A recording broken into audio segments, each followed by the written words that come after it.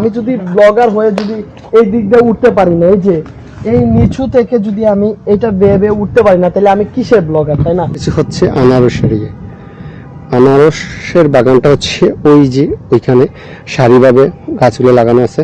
কমলা বাগান, কমলা এবং আনারস, অনেক কিছু, যে সুপারি গাছ।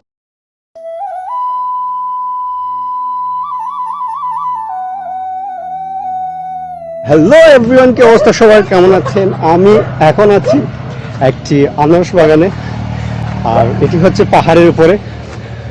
আর এই আনারস বাগানটি আজকে ঘুরে দেখবো আর আপনাদের দেখানোর চেষ্টা করব।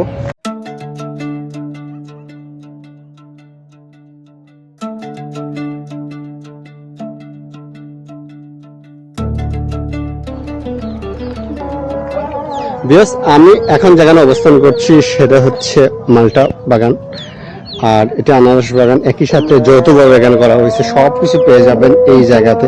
তো আমি সবকিছু দেখানোর চেষ্টা করবো। আমি প্রথম মালটা দেখাই আপনাদের। এই যে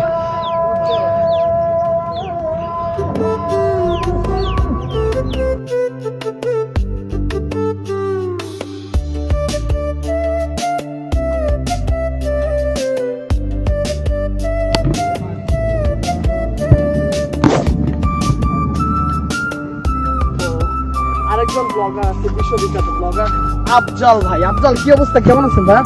হাই। তো আপনার হাতিটা কি? এটা ইনস্টা 360 ডিগ্রি। বাগানটি অপরূপ দৃশ্য দেখতে দেখতে হঠাৎ চোখে পড়লো একটি পাকা মালটার। এই যে আপনারা দেখতে পাচ্ছেন মালটাটি,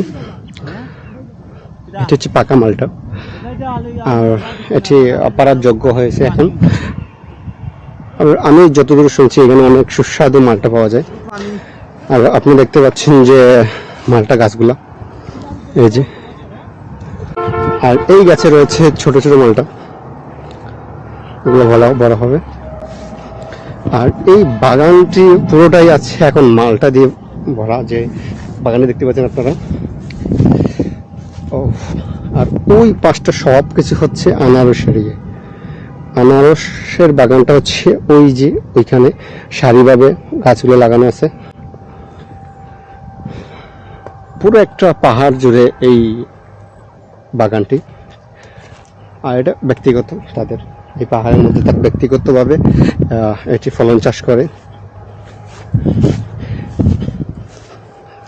আমি যদি ব্লগার হয়ে যদি এই দিক দিয়ে উঠতে পারি না, এই যে এই নিচু থেকে যদি আমি এটা বেয়ে বেয়ে উঠতে পারি না, তাহলে আমি কিসের ব্লগার, তাই না?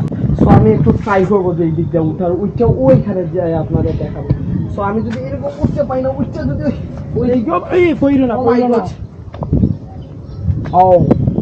মনে হচ্ছে যে আমি এভারেস্ট জয় করে ফেলবো। না হইলেও 35 ফ্লোর উপরে। জয়নাল ভাইও কিন্তু আমার সাথে উঠে গেছে। আরেকজন ব্লগার, দেখা দেখি ফ্যাকায় নাচতেছে। গাইস দেখুন, দেখা দেখি ফ্যাকায় নাচতেছে। জয়নাল ভাই, এইখানে উঠার পর আপনার অনুভূতি কি? অনুভূতি সারা পৃথিবী দেখা যাচ্ছে আমার কাছে মনে হচ্ছে, অনেক উচ্চ। ও মাই গড। পাহাড়ের উপর সুন্দর একটি ট্যাঙ্কি বানিয়ে তারা পানি সংগ্রহ করে রাখছে এখানে। যখন চাষের সময় পানি প্রয়োজন হয় এখান থেকে পানি নিয়ে থাকে। যেহেতু পাহাড়ের উপরে সচরাচর পানি পাওয়া যায় না, তাই এটি ব্যবহার করে তারা। আচ্ছা পারিস ভাইয়া, এই বাগানে আসার পর আপনার অনুভূতি কেমন? ভাইয়া, বাগানে আসার পর যেই অনুভূতি, এখানে আসার পর আরো বেশি। এই যে কি সুন্দর, মানে অসাধারণ একটা পরিবেশ। আমার কাছে মনে হচ্ছে যে সত্যি সত্যি কিন্তু এখানে আনারস পাওয়া যায়। রাজনগরের যে আনারসগুলো, আসলে কিন্তু এখানে আনারস পাওয়া যায়। আমার কাছে ভীষণ ভালো লাগতেছে। আমি এখন আছি আনারস কমলা বাগানের একটি পাহাড়ে, যে পাহাড়ে চাষ করা হয় আনারস কমলা গাছগুলো রয়েছে, এমনকি বিভিন্ন জিনিসপত্র রয়েছে এখানে যেগুলো চাষ করে তারা। আর লোকালভাবে তার এখানে চাষ করা হয়, কোনো ইয়ে না।